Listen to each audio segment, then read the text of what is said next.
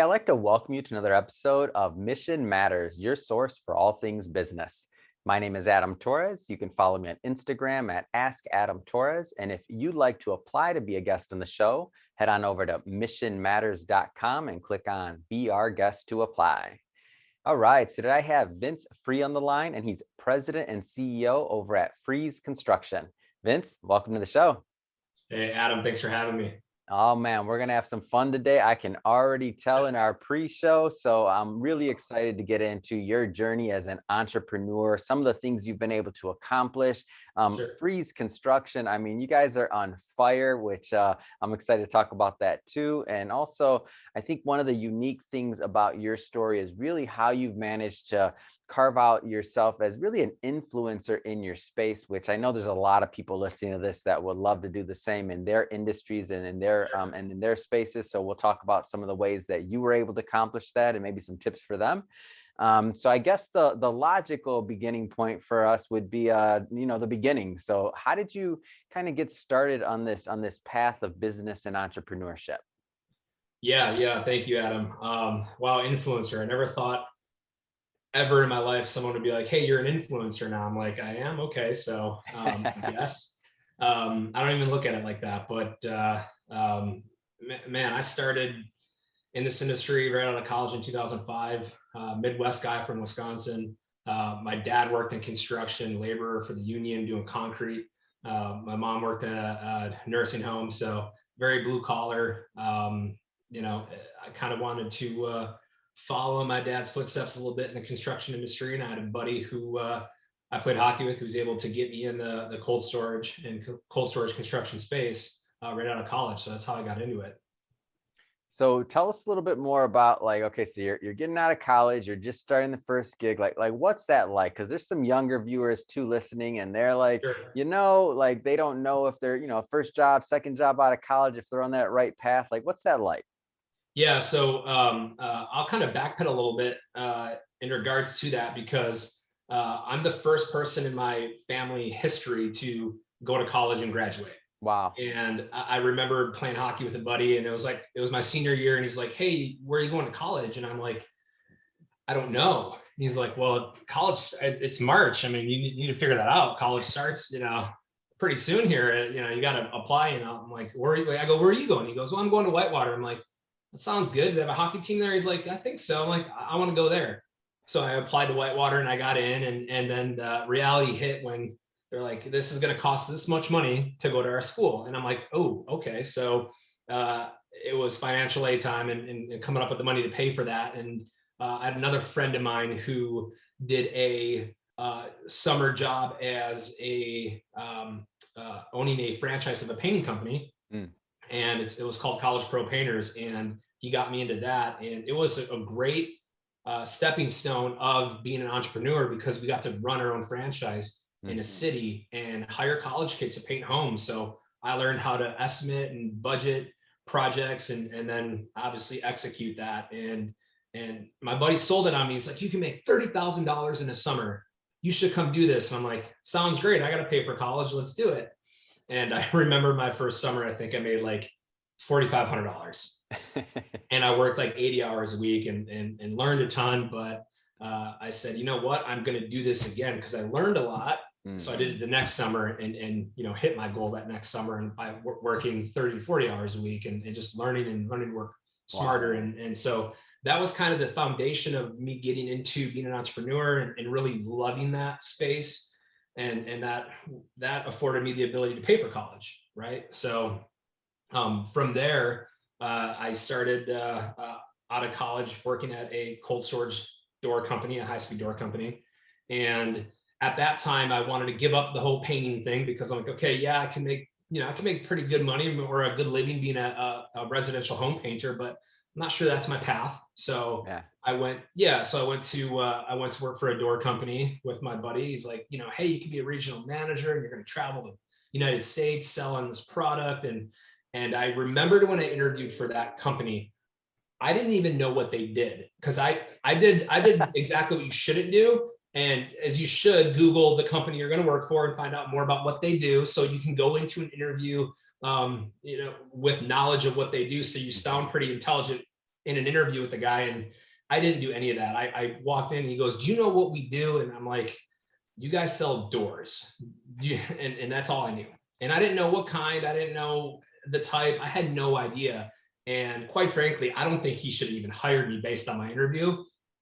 He must have saw something in me that I certainly didn't feel like I offered. But you know, hey, I got the job, and that's all she wrote. It was, you know, it was from there. It was good. So from obviously running the painting business to now, you know, on the road in sales, what did that experience teach you? Because that like selling on the road and doing those things, that's not an easy gig.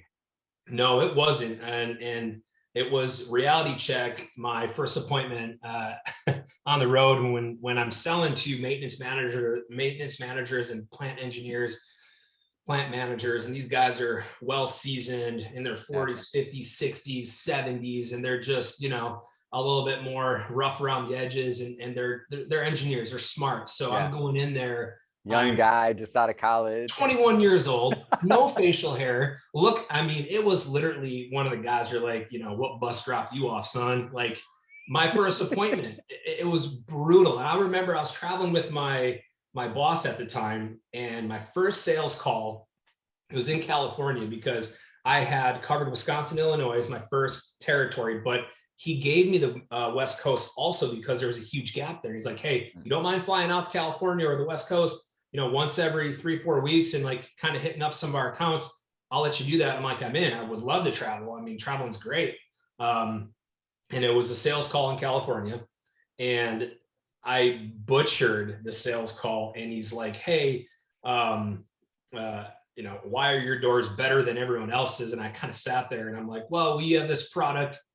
It's UMHW kick plates, and that way the forks can't penetrate the panel." And my boss is sitting there cross-eyed looking at me like, and I butchered the name of it. It's UMHW, and I just totally butchered it. The guy I was selling to knew I like was screwing up left and right. He was nice about it. Needless to say, I did not get that order. But I learned a lot that day to really understand and learn more about our product, and come in more educated. And the company I work for, they did a great job with that. Apparently not enough, but my first day at that company, 5 a.m., get your work boots on. You're working in the plant for like 3 months. We want you to learn how to build a product inside and out, every nut and bolt, so you know how to sell it. So I did that, and it was first week, day 4. I'm like, "Man, it's early. I got my work boots on." I'm like, "Why did I go to college and graduate? Why did I do all this to like wake up super early and just freaking, you know, hammer a wrench and you know, pound nails in?" And needless to say, it did help me in the long run, because I really knew the ins and outs of the product. And after I learned more and didn't butcher my first sales call, I matured in learning how we were different than our competitors, and ultimately learned that we need to know more about our competition's product than they know about it, so we can have an educational conversation with these plant managers and engineers as to why our product is better. And you know, after a year, it got a lot easier. I got a lot more polished in my sales calls, but definitely learned a lot. And it was a fun experience traveling and selling. And I mean, it was 2,000 miles a week on the road, 15 to 20 sales calls, Monday through Friday, every other week traveling. I mean, it was everything you would ever want out of college, right? Get to travel, check into hotels, grab a beer at the bar, just, you know, live life on the road. It was fun, but exhausting. After doing it for 5 years, it turned exhausting, you know? No, for sure. So what was next? So what was next on this path? Yeah. So I wanted to kind of branch out and get more into the construction aspect, right? Following the family footsteps, if you will. And there was an opening in the West Coast in California for a big general contractor design builder. And they're like, "Hey, we need a business development guy out there. We'd love to have you." I'm like, "Perfect. I get to move to California. That sounds great." My fiance at the time, which is not my wife, I'm like, "Hey, Jenna, we're going to move to California." And she's like, "Okay, and let's do it." So we literally packed up and moved out, and moved into Orange County and started working for a big design build general contractor. So I did that for a couple of years, and and it was fun. Man. And so now we're at the point to where it's time for you to begin FREEZ Construction. So obviously, you have this, this general contractor gig, and you're set, you're following the family's footsteps. Like, what causes you to kind of make this shift? Because that's a big move to go from, that normal path, let's say, to that path of an entrepreneur. Like, what Sure. causes this shift? Yeah, so Adam, there is a step there's a big gap there we need to fill, and that's when I was working for that GC. There's a subcontracting level of our industry that's a thermal contractor, and they build a thermal envelope. And I went to, after I left that GC, I went to a big thermal contractor in Southern California, and I did that for 6.5, 7 years, something like that.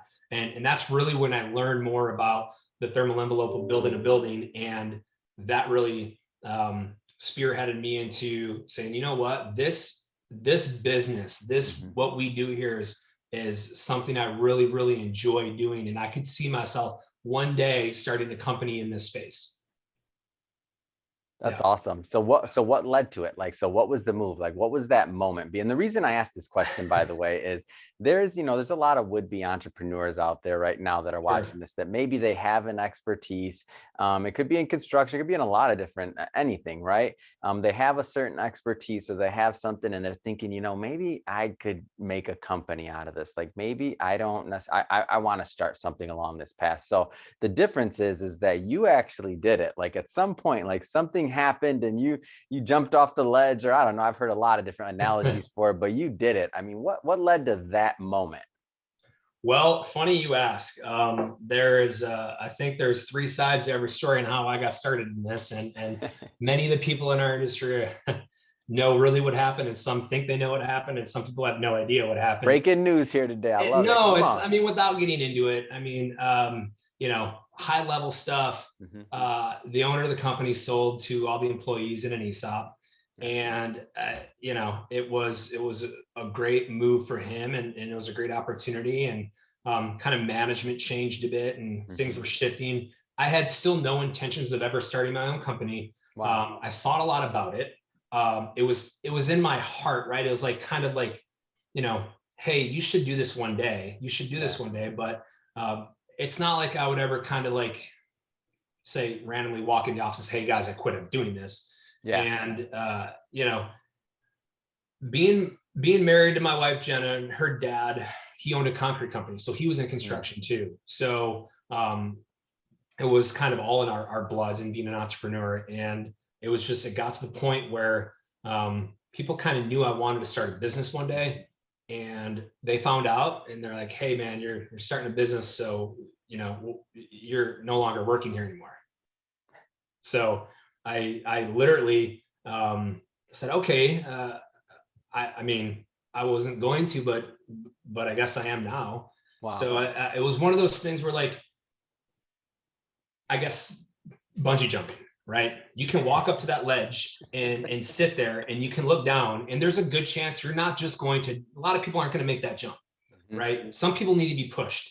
And maybe that was my push, because after I got pushed, I dodged a bunch of job offers from people in the industry. And at that time, it was great security blanket, because my wife and I, student loans to pay, we have a mortgage to pay in Orange County. The bills will keep coming in. And I remember walking through the front door, and right after I was let go from my company, and they said, and Jenna's like, what do you want to do?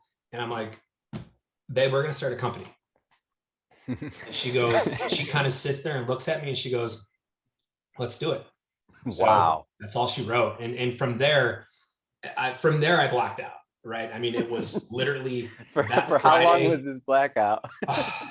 2 years? I still don't think I'm out of it yet. I mean, it's been nonstop working. It was 16-hour days all through the weekend, developing a brand, developing really a name, and how we want to be different, how we want to do things, and getting the licenses in place to be a contractor, and all these things, right? And I didn't have a crew, I didn't have field guys to perform any work yet. I wasn't a company yet, but I just knew if I kept just building it, it would come. I mean, you have to have confidence that if your heart's in the right spot, and the reason why you start a company is in the right spot, not for money. It's never about that. And it should never be about that. It should be, really developing a team and culture, and providing a product and service and whatever you're doing. It should be, you're passionate about it and you really think you can solve a problem and help people and make other people's lives easier,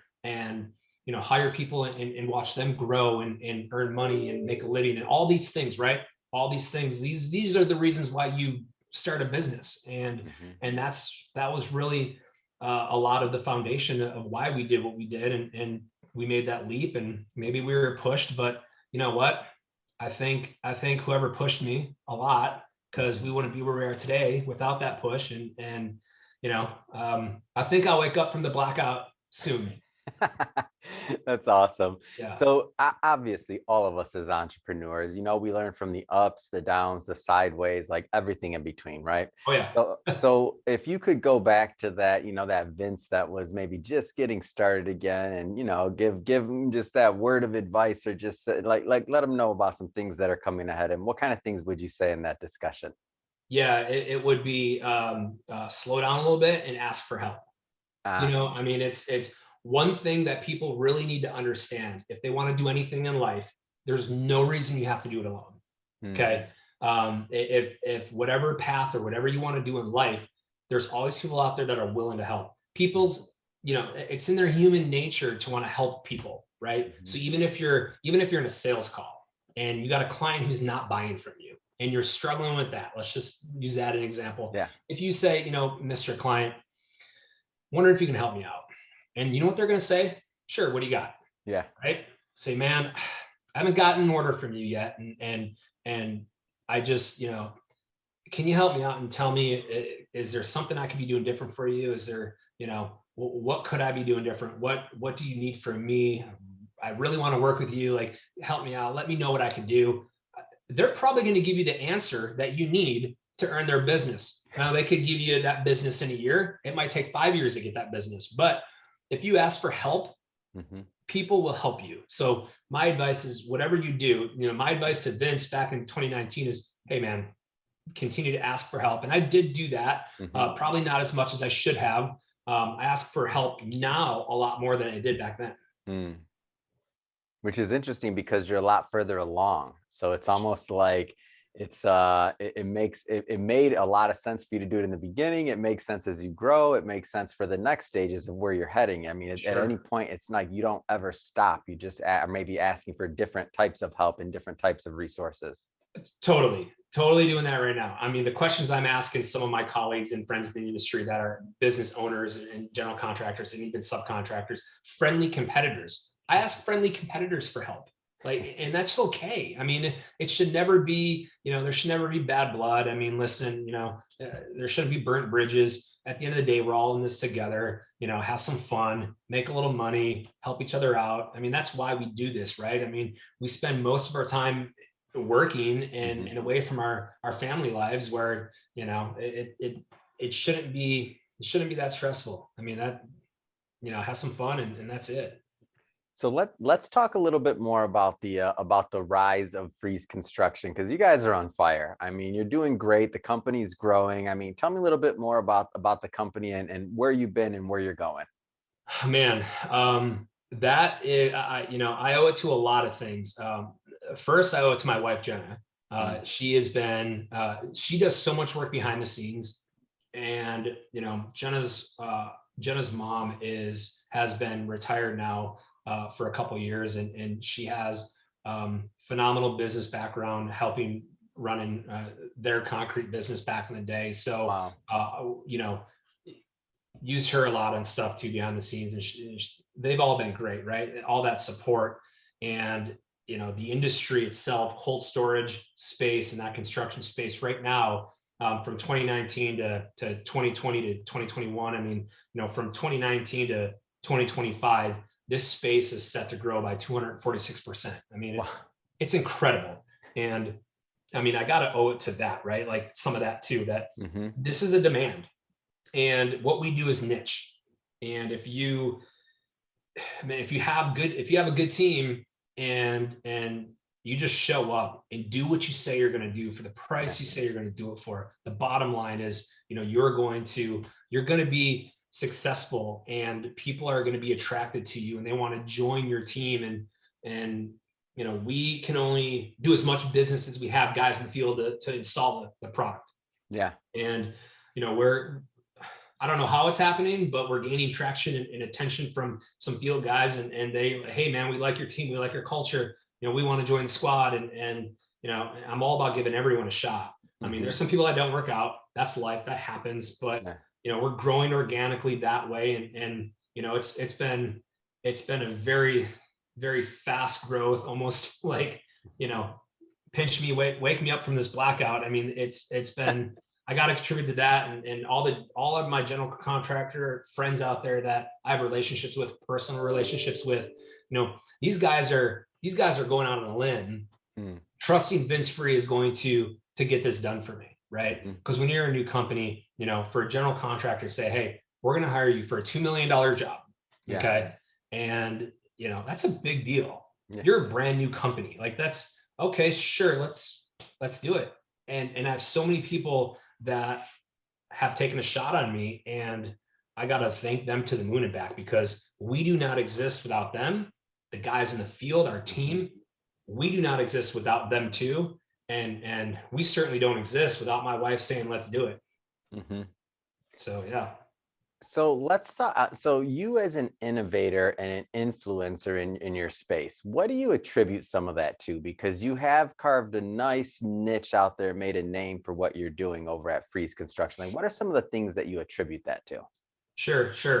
So I'm pretty into social media. I like the idea of social media. It's free marketing, right? So when you're a new business, it's the most, inexpensive way to promote yourself. And one thing that I did when we launched the company is I didn't have anything to show people what we did. I didn't build anything yet. So I wanted to get FREEZ Construction out there. And I knew that there's a ton of suppliers and vendors out there. Without them, we don't operate as a business. And some of these guys are they're rock stars, and they kick butt in their space. And I wanted to use this platform in the beginning of the company to get some social media posts on Instagram and LinkedIn. So I started a Industry Rockstars campaign, and I wanted to reach out to all the door suppliers and the spray foam suppliers and the panel vendors and everyone that I've done business with since 2005 that I owe a lot of my success to out there. And there's a ton of them. I started a Industry Rockstar campaign, and I would post like 1 or 2 a week and have a picture of them. Most of the time, I have an archive of photos where I was with them and we got a good photo together. I post it, I shared their story, their product, why they kick butt in this space. And I started that campaign, and that really helped launch FREEZ Construction and gain more exposure. I think it's amazing. And it's such I don't want to say an easy thing to do, but it's simple. I mean, the idea is that you're creating a platform and that you're elevated. And really what you're doing is you're showing appreciation for the work of others, which who doesn't want to be appreciated for their work and what they're doing, especially when you do have with many of the individuals that you featured that long-standing relationship. Like you said, you have pictures of them, you have other things like that. I mean, like that, what kind of response did you receive from that campaign? Because people don't do this. They do not do what you just said. It makes sense. Everybody can nod their head and say, oh, that's great. Yeah, we'd like to do that. But you did it. Yeah, it's funny you bring that up, because I would have some people text me and say, bro, what, dude, am I not going to make this list or what? Like, you're gonna promote my competitor. I thought we were bros. I'm like, dude, you're like week 3 Thursday post. Don't worry, dude, I got you. It's coming. Like, I can only do so much, but dude, I got you. And yeah, so it was, I thought it gained some pretty good traction. We had some people that came up to me at like trade shows and said, man, it's really cool what you're doing. And it just kind of like confirmed with me that it was, I didn't do it for people to come to me and say, dude, you're awesome for doing that. I didn't do it for that reason. I truly enjoy promoting other people in our industry and helping them any way I can. How important is the and this is something that I tell, because we work with a lot of people, a lot of different industries, obviously. And one common theme that unites them all is the idea of the importance of telling a story. So most people would say, like when they think about, and I won't say all, but a lot of people would say, okay, construction company, cold storage doors. Like, I don't need to know how to tell stories if I'm in that business. I need to know how to build these, these freezers, or put on these Sure. panels, or do these other things, that install these doors. I don't need to know how to be a storyteller, how to do something like that. So Sure. I love having you on here to talk to people and tell people and show them that you're you're an example of why. Like, how important is that storytelling, and how has that been in not just in building Freeze in your campaign, but just in life? Because I feel like it comes to you like naturally. That's a thing you do. Yeah, I mean, totally does. And I have people that come up to me that are not even in this space, but maybe they're friends with me on Facebook, or because I share some things there, and friends with me on LinkedIn, and they come to me like, man, I want to do what you did one day. And I'm like, well, what do you mean by that? And they're like, well, man, just, you know, I want to start a company, and I really like this space. And, I go, what's stopping you? I mean, it's, I don't want, do you want to be 80 years old on your deathbed and say, man, I wish I would have started something. It was in my heart to start it, and now it's too late. I mean, I kind of give them that example. Like, if you're going to do something, just do it. What's the worst that's going to happen? That's what I tell people. What's the worst that's going to happen? Mm-hmm. You sell your house, you go back home, live with your mom and dad, like, what's the worst that's going to happen? Right. Yeah. I mean, material things, you know what? You can always do that again. You can always make money another way if you fail. Failure happens. It wasn't all rainbows and sunshine for me. And a lot of people on social media, that's what you see on LinkedIn, or social media is everyone's success story. Right. But what you don't see is all the work in the shadows that build up to what you show people in the light. And all that work in the shadows, there's a lot of failures in there. I had a lot of failures in those shadows. Oh yeah. I failed so many contractor exams, you wouldn't even believe me. And there's a lot of failures in there. Those things were hard for me. I hate taking exams, I hate taking tests, but there are failures in there. People don't know that, and that's okay. Failure is okay. Failure builds character. Failure teaches you how to lose. Failure teaches you how to be humble and respectful in many different ways. Like, it's okay to fail. And that's what people also need to understand. Like, you just don't start a company and, hey, I'm successful. You know what I mean? Like, that doesn't work like that. You're going to fall. Just get up, Man, I love it, and it's true. And I love the idea of talking about failure, and that's going to happen, and what's the worst thing that can happen. And some bad things can happen, but the thought process of that regret that you mentioned, and that being 80 years old, or like what happens if you're further down the line, and then maybe it's perceived as too late by you for whatever reason. I mean, all those regrets and those other things, like, to me, that's more painful, and that's more scary than the failure part of it, even though the failure and all that is a potential. Oh yeah. So if somebody's watching this, and they're thinking about, they're thinking about, like, I want to circle back to maybe the social media and some of the things you did on that, because I think that there's some people watching this that are like, something just keeps them, and these are for the already entrepreneurs and business owners out there, like, something just keeps them from like taking that step and just acknowledging literally, like, the day and age that we're living in. Like, it doesn't matter the business, and that's why I keep bringing up FREEZ Construction, because I'm like, construction business, and yes, and you're doing social media and other things like that, and being of value and creating platforms. Like, what would be your advice to people that are still not completely bought in, and are kind of like still holding back, even though there's pretty much social proof around them? Yeah, I guess, Adam, are you asking if people are like, how do they get started? Like, where do they start with this? Like, I feel like a lot of people are in their head with this. Like, where do they start? Oh, that's the $1,000,000 question, right? Well, a good friend of mine said you're not a business until you have a bank account. So you go to the bank and you open your business.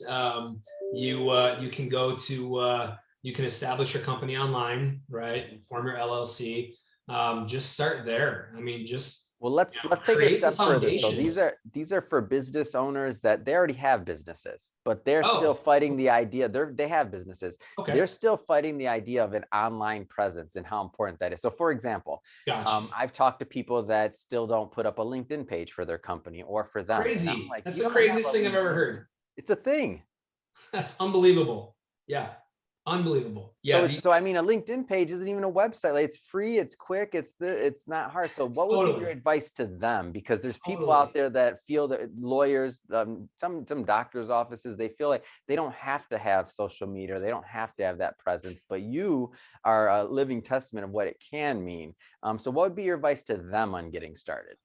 Man, I tell them it's 2021 and, and everyone is online, you know, so I sometimes feel like having a social media presence on LinkedIn or Instagram or Facebook or even Twitter is sometimes more important than a website. Mhm.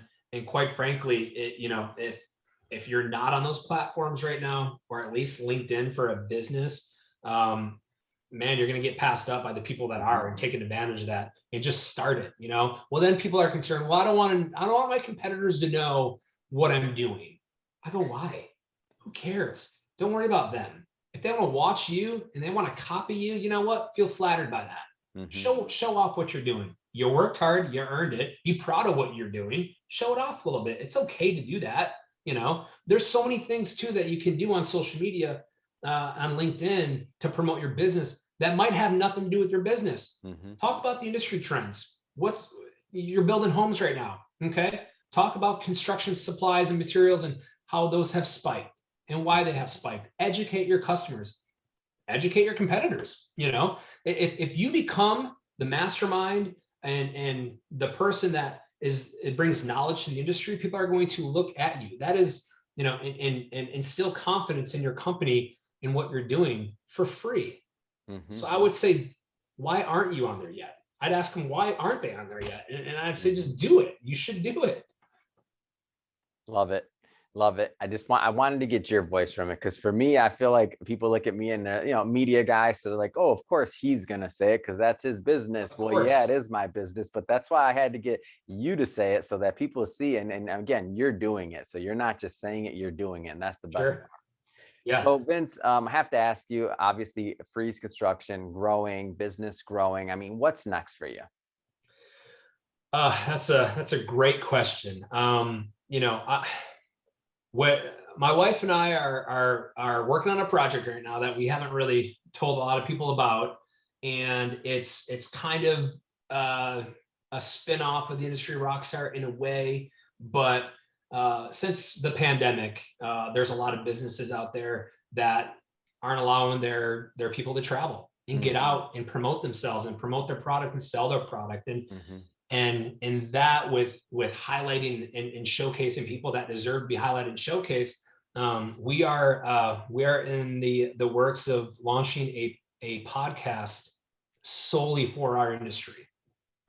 I'm so excited about this. And when you told me about this idea and what it's going to be, and really creating that platform to showcase people in your industry, I'm like, and I thought about your last campaign that you did, and I thought about the power of what the Sure. podcast is going to do, Yeah. because everybody Yeah. can listen to it. That's the best part. Like on the radios, anything else is not just on social media. So now, through Apple, iTunes, Oh Spotify, yeah. like all that Yeah. other stuff, Google. I mean, Yep. it's like you'll be everywhere. So I'm pumped by this, and I Yeah, you think. heard it first, man. I mean, this is breaking news. So it's people are like, Vince, you're crazy. You got all that. You got this business, and you're doing this and that. Like, how do you have time for that? I'm like, man, how would I not have time for something like this? No one's doing it, and it's going to shine light on so many good people out there in our space because you know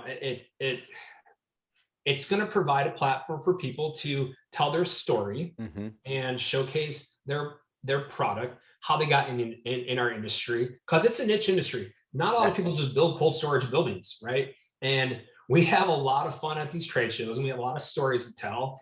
And we kind of want to be a laid back. Tell me about yourself. Tell me your story. I mean, there's a lot of planning still with this. I mean, we're still creating the bones of what we are going to discuss, but the podcast is going to be called Cool Times Podcast. So yeah, we're planning on launching that in June. That's awesome. So, are you ready for the calls? Like after you release that first episode and everybody's saying, "Hey, so when do I get on the pod?" Like, are you ready for that?